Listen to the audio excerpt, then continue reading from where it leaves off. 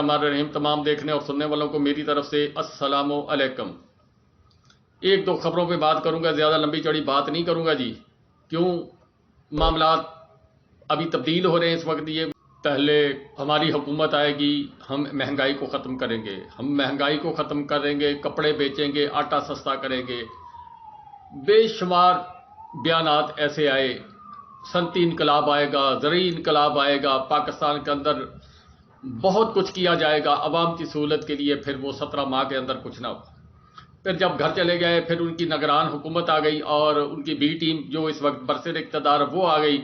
अब बयानी की तलाश इस हवाले से थी 21 अक्टूबर को। हालांकि बेशुमार दफ़ा 17 माह में तकरीबन जो 16 माह की इनकी हुकूमत, उसमें तकरीबन हर माह में 2 या 3 दफ़ा डेट दी जाती थी। बहुत मरतबा जो है वो नवाज शरीफ साहब वतन वापस आ रहे। अब 21 अक्टूबर का जनाब अनाउंसमेंट हुई, जिसके मतलब अभी तक तैयारियां शुरू हैं। हालात व वाक़यात को देखा जा रहा है। इंटरनेशनल लेवल पर जो ग्रंटर है उनको तलाश किया जा रहा है, पाकिस्तानी ग्रंटर्स पर यकीन नहीं किया जा रहा। फिर जनाब मीनार पाकिस्तान पर वो आए, पहले कहा जी एयरपोर्ट जुलूस जाएगा। एयरपोर्ट जुलूस जाने की बजाय जनाब फिर आवाम को तंगी होगी।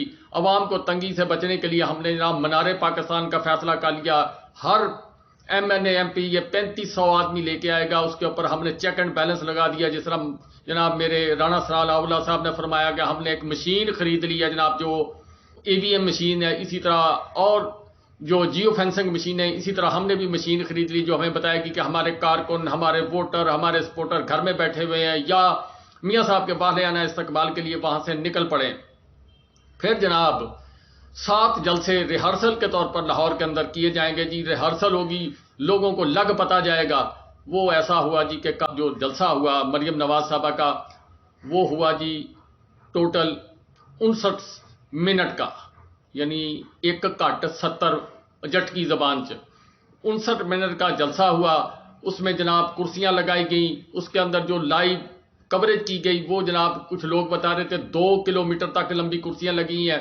जो मुख्तलिफ चैनल्स के लोग हैं उन्होंने सर्वे करना शुरू किया। एक आदमी उमर दराज गोंदल के साथ गया, उसने कहा जी 2 किलोमीटर लाइन है, तो वो उसको लेकर साथ चल पड़ा। जब वो चला तो उससे पूछने लगा यार यहाँ से आपको स्टेज नजर आ रहा है? तो वो कहने लगा जी बिल्कुल नजर आ। उसने कहा हम 2 किलोमीटर चल के आए।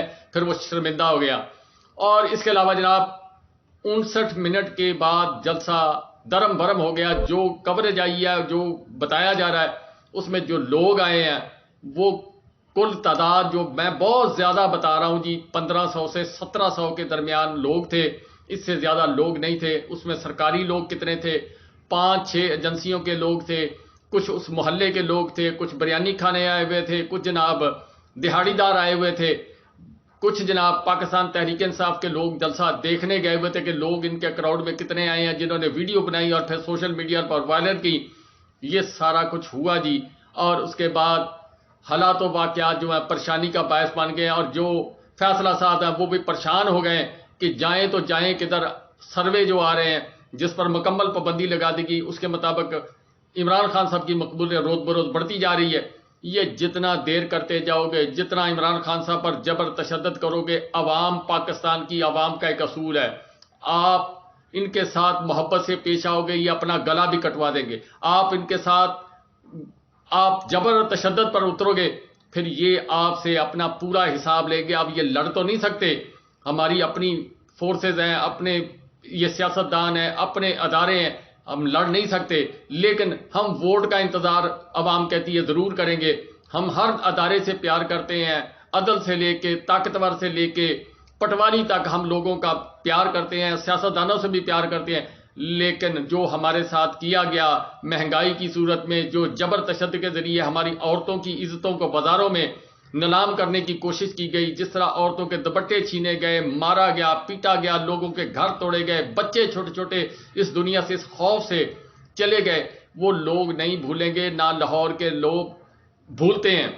जब भी कोई तहरीक कामयाब होती वो लाहौर से होती, जब भी किसी हुकूमत का जवाल आता है वो लाहौर से आता है।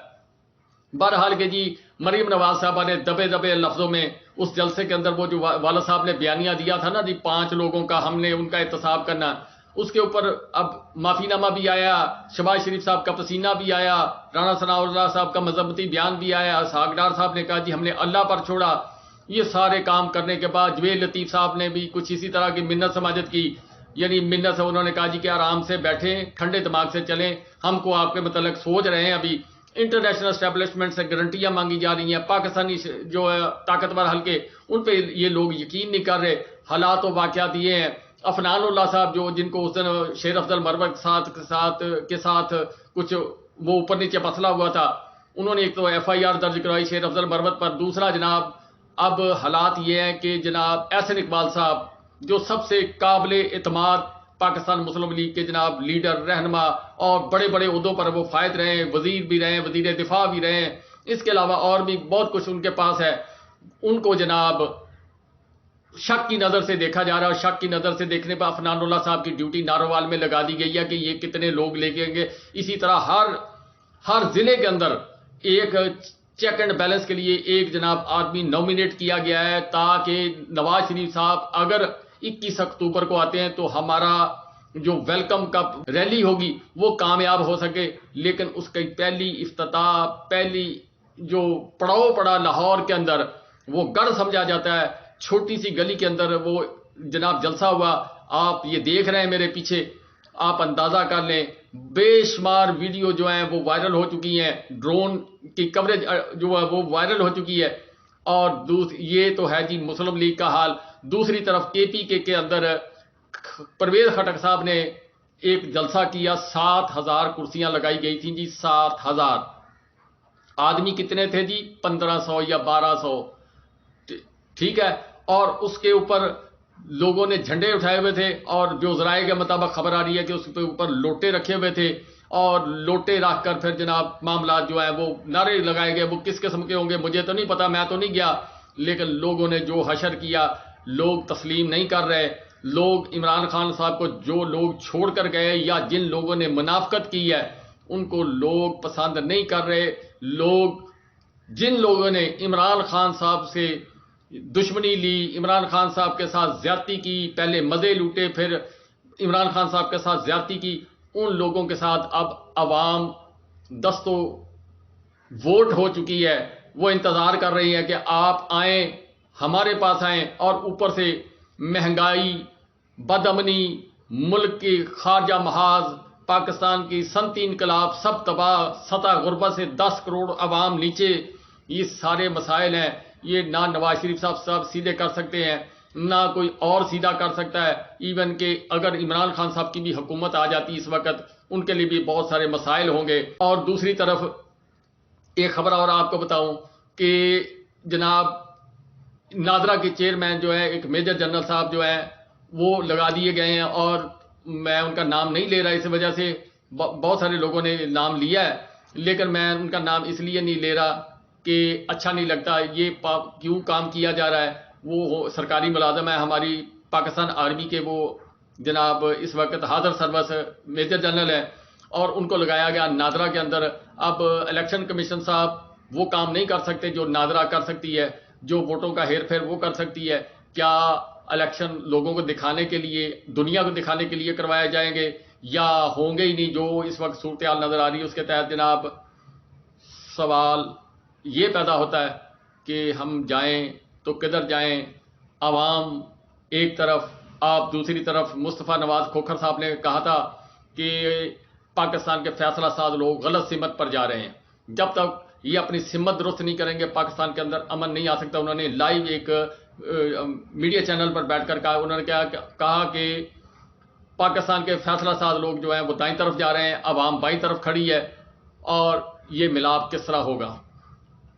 اعتزاز احسن صاحب نے جو فکرہ کہا، انہوں نے کہا جی بلے اپنا تحریک انصاف عمران خان صاحب سے، بلہ عمران خان صاحب سے، ٹھپا بلے پہ. یہ عوام کی ڈیمانڈ ہے، اس کو کوئی مان لے نہ مان لے یہ ان کی مرضی ہے. یا ان کے ساتھ سختی والا رویہ جبرتشدد سے مراد ہے، نہ ان کو واک کرنے دی جا رہی ہے. کمرہ جو ہے وہ اٹک جیل سے بھی چھوٹا کر دیا گیا ہے. اور اس کے علاوہ مزید عمران خان صاحب کو پریشان کرنے کے لیے، پریشر ڈالنے کے لیے جو ٹیکٹکس استعمال کیے جا رہے ہیں وہ نعیم پچوتا صاحب نے بھی اپنی بات چیت میں بتایا. یہ ساری چیزیں کرنے کے بعد کیا عمران خان صاحب ٹوٹ جائیں گے؟ یہ ایک بڑا سوال ہے. عمران خان صاحب جہاں ڈٹے ہوئے ہیں وہ بڑے مزے لے رہے ہیں. یہ باہر بیٹھے تھک گئے، وہ جیل کے اندر بیٹھے ان کو تھکا رہے ہیں.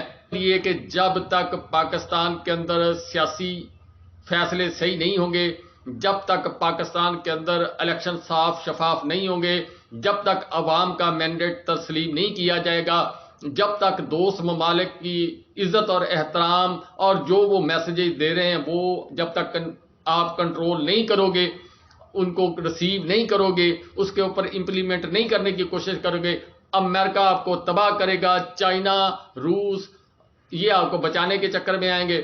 اب یہاں پر سعودی عرب کا کردار بہت، میں دبے لفظوں میں بول رہا ہوں جی، کہ ابھی وہ ایک ملک ہے جس کے متعلق عمران خان صاحب نے کہا تھا میں اپنے اللہ کو کیا جا کے جان دوں گا، اس ملک کا وزیر خارجہ وہاں پہ آ رہا ہے، کاکڑ صاحب وہاں پہ گئے، نواز شریف صاحب وہاں پر جا رہے ہیں، اور ان کی یو این او کے اندر ایک سٹیٹمنٹ ہے جس کے متعلق انہوں نے کہا تھا جی کہ 6 بڑے ملک جو ہے ہمیں تسلیم کرنے جا رہے ہیں، ان 6 ملکوں سعودی عرب کے علاوہ۔ اب کیا بات اس طرف کو جا رہی ہے؟ کیا ہم وہ کام کرنے جا رہے ہیں جو بانی پاکستان نے منع کی تھی، جو میرے نبی کے معاملات کے اندر، جو فلسطینیوں کے ساتھ، جو بھارت کے ساتھ، جو ادھر ادھر مسلمانوں کے ساتھ ہو رہا ہے، جو عراق، شام، لبنان میں اندر جو کچھ ہوا یا کیا گیا، کیا ہم وہ سب بھول کر کشمیر کا جو 76 سال میں ہمیں سبق پڑھایا گیا، ہماری شارک، کیا وہ شارک کٹ گئی یا شارک جو ہے وہ اس کو بند کر دیا گیا، سانس بھی نہیں آ رہا ہمارا اب اس وقت؟ کیا ہم بھارت کے ساتھ روابط کریں گے؟